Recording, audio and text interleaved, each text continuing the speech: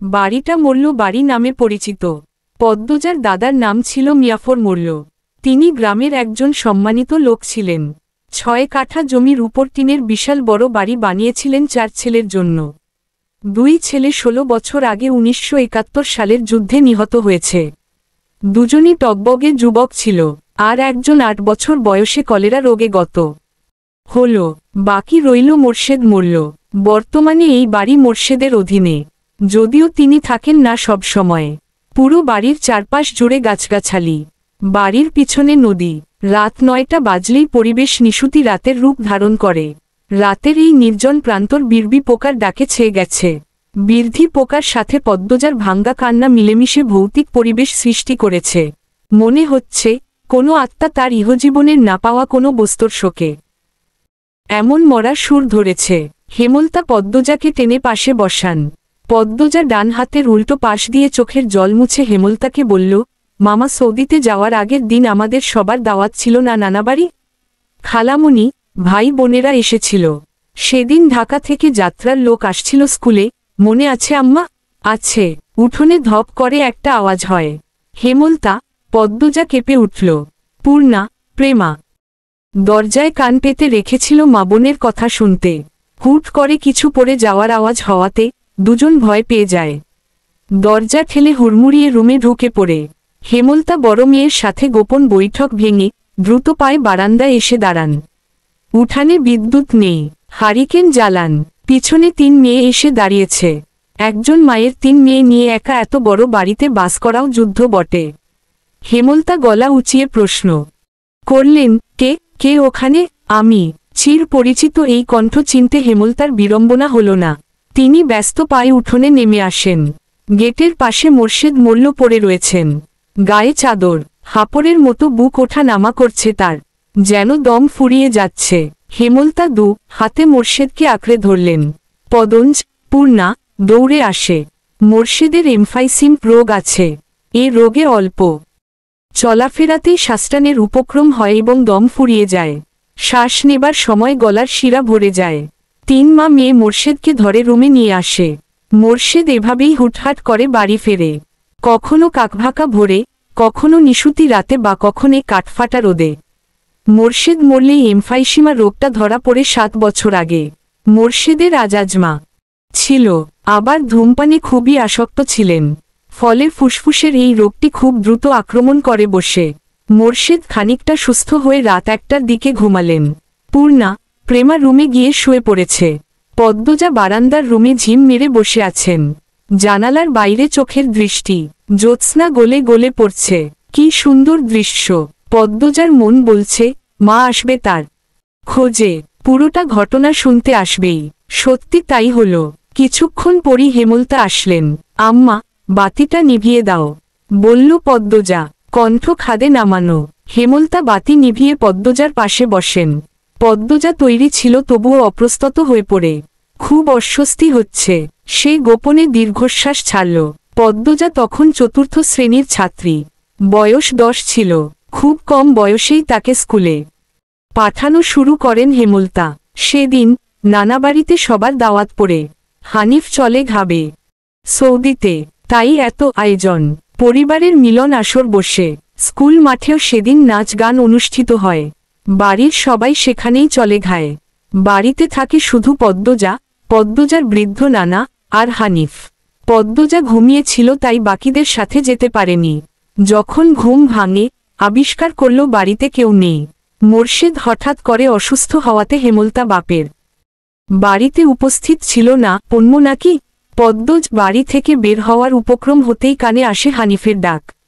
পদ্মজা মিষ্টি করে হেসে মাথা নাড়াল।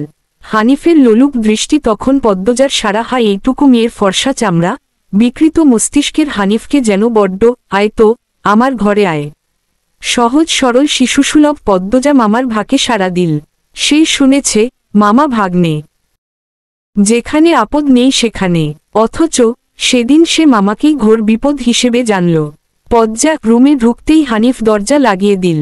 পদ্মজার মন কেমন করে উঠে হানিফের অদ্ভুত চাহনি আর দরজা লাগানো দেখে। হানিফ কুৎসিত অঙ্গভঙ্গি প্রদর্শন করতে থাকে। পদ্মজার দেখতে খুব খারাপ লাগছে, ভয় করছে। এদিকে আয়, তোর লগে গল্প করি। হানিফ বিছানায় বসে পদ্মজাকে কাছে ডাকে। পদ্মজা কাছে যেতে সংকোচ বোধ করে। হানিফ পদ্মজার ভান হাতে ধরে টেনে কোলে বসায়। তুই জানোস, তুই যে সবার থাইকা বেশি সুন্দর? হানিফের প্রশ্ন পদ্মজার কানে ঢোকেনি। সে মোচড়াতে থাকে হানিফের কোল থেকে নামার জন্য। আপত্তিকর স্পর্শগুলো পদ্মজার খুব খারাপ লাগছে। কাঁদতে ইচ্ছে হচ্ছে। মোছড়া স্ক্যানরে ছেড়ি, শান্তিমতো বইও থাক। মামা মেলা থাইকা সাজনের জিনিস কিন না দিমু। হানিফ শক্ত করে হাতে ধরে রেখেছে পদ্মজাকে। পদ্মজা কিছুতেই নামতে পারছে না। মামা, আমি চলে যাব। কাদো কাদো হয়ে বলল পদ্মা। কই যাবি? মামার ধারে থাক, বলল হানিফ।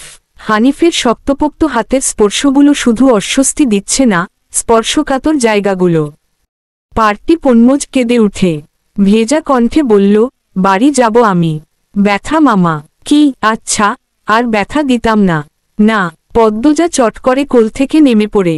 হানিফকে তার আজরাইল মনে হচ্ছে। মায়ের কাছে সে আজরাইলের অনেক গল্প শুনেছে।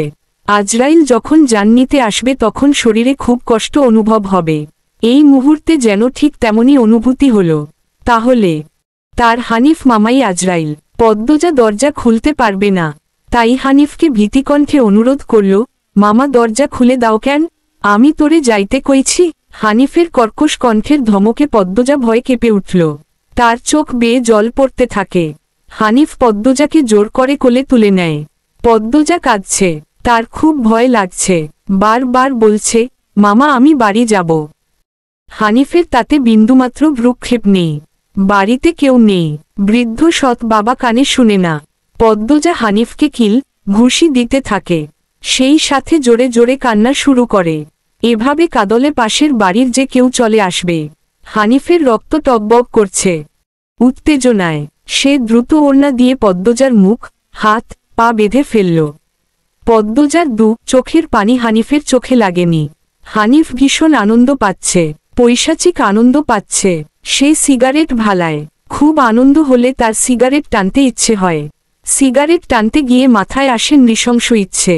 নাক মুখ দিয়ে ধোয়া উড়িয়ে সিগারেট 2 আঙ্গুলের মাঝে রেখে পদ্মজার বাম পায়ের তালুতে চাপ দিয়ে ধরে রাখে। পদ্মজা হাউমাউ করে কেঁদে উঠল। হেমলতা হাতে শক্ত করে মেয়েকে বুকের সাথে জড়িয়ে ধরেন। পদ্মজা কাঁদতে কাঁদতে বলল, আম্মু, তখন আমার খুব কষ্ট হচ্ছিল। আমার দমটা বেরিয়ে যাচ্ছে মনে হচ্ছিল। আমি তোমাকে খুব ডাকছি আম্মা, তুমি আসনি। পদ্মজার কথাগুলো হেমলতার বুক রক্তাক্ত করে দেয়। এ যেন 1971 সালের পাকিস্তানিদের নৃশংসতা। নিজের চোখে তিনি দেখেছেন পাকিস্তানিদের নিষ্ঠুরতা। হানিফ আর তার দেখা অত্যাচারী পাকিস্তানিদের মধ্যে কোনো তফাত নেই। হেমলতা নির্বাক বা ক্রুদ্ধ, শুধু অনুভব হচ্ছে তার বুকে পড়ে আদরের পদ্মজা হাউমাউ করে কাঁদছে। সর্বাঙ্গ যেন কাঁপছে। হানিফকে ক্ষত বিক্ষত করে দিতে হাত নিষ্পিস করছে। সেদিন একটুর জন্য পদ্মজ ধর্ষিত হয়নি। বাড়িতে সবাই ফিরে এসেছিল। পদ্মজা পোড়া স্থানের জন করতে না পেরে অচেতন হয়। আসে 21 দিন বিছানায় ছিল। ততদিনে হানিফ দেশ ছেড়ে চলে যায়। পদ্মজা ভয় লজ্জায় ঘটনাটি কাউকে বলেনি। পায়ের পোড়া দাগ দেখে যখন হেমলতা প্রশ্ন করেছিল, পা এমনভাবে পুড়ল কি করে? চুলার কাছে গিয়েছিলাম। চুলার লাকড়ির আগায় পা লাগছিল। কথাটা পদ্মজা সাজিয়েই রেখেছিল, সাথে অনেক যুক্তি।